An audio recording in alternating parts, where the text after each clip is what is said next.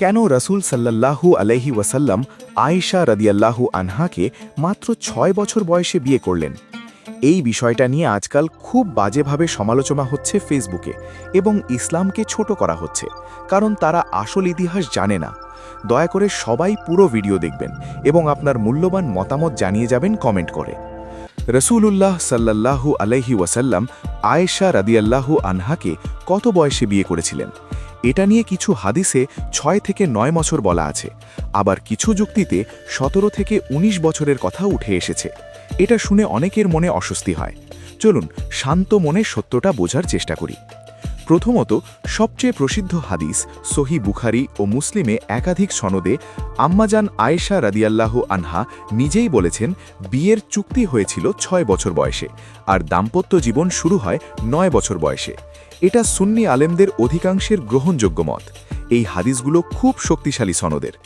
দ্বিতীয়ত, কিছু বিকল্প যুক্তি আছে, যেমন আসমা রাদিয়াল্লাহু আনহায়ের বয়সের হিসাব, সূরা কামারের সময়ের বর্ণনা, উহুদ যুদ্ধে অংশগ্রহণ ইত্যাদি, যা থেকে কিছু আধুনিক গবেষক ও আলেম মনে করেন বয়স ১৪ থেকে ১৯-এর মধ্যে ছিল।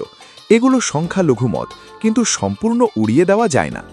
সবচেয়ে গুরুত্বপূর্ণ কথা হল, সেই যুগে ৭ম শতাব্দী আরব, ইউরোপ, এশিয়া প্রায় সব সমাজেই অল্প বয়সে বিয়ের চুক্তি হতো।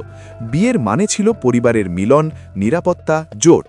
সহবাস হতো শারীরিক পরিপক্কতার পর, প্রথম ঋতুস্রাবের পর। এটা তখনকার স্বাভাবিক নিয়ম ছিল, কোনো অপরাধ বা অস্বাভাবিক কিছু নয়। আজ আমরা অনেক এগিয়েছি। শিশু অধিকার, মানসিক শারীরিক পরিপক্কতা নিয়ে সচেতন। তাই অধিকাংশ মুসলিম দেশে বিয়ের বয়সসীমা ১৬ থেকে ১৮ করা হয়েছে। এটা ইসলামের মূল নীতির সাথে যায়। কোনো ক্ষতি করা যাবে না।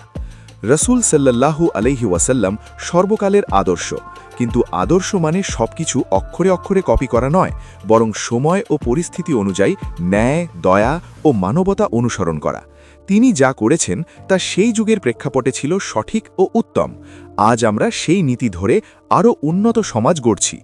মূল কথা, হাদিস অনুসারে ৬ থেকে ৯ বছরের ঘটনা ঘটেছে, আর তা সেই সময় সম্পূর্ণ স্বাভাবিক ছিল। আজকের দিনে আমরা ভিন্ন প্রেক্ষাপটে আছি, তাই আমাদের আইন, সমাজও ভিন্ন। আল্লাহ সবচেয়ে ভালো জানেন। এই বিষয়ে তর্ক না করে আমরা রাসূল সাল্লাল্লাহু আলাইহি ওয়াসাল্লামের দয়া, ন্যায় ও নারীর মর্যাদা বাড়ানোর কাজগুলো নিয়ে কথা বলি। আম্মাজান আয়েশা সিদ্দিকা ছিলেন জ্ঞানের আলো, হাদিসের মহান বর্ণনাকারী, উম্মাহের মা। তার প্রতি ভালোবাসা ও সম্মান রাখি। আল্লাহ আমাদের সবাইকে সঠিক বোঝার তৌফিক দিন। আমিন।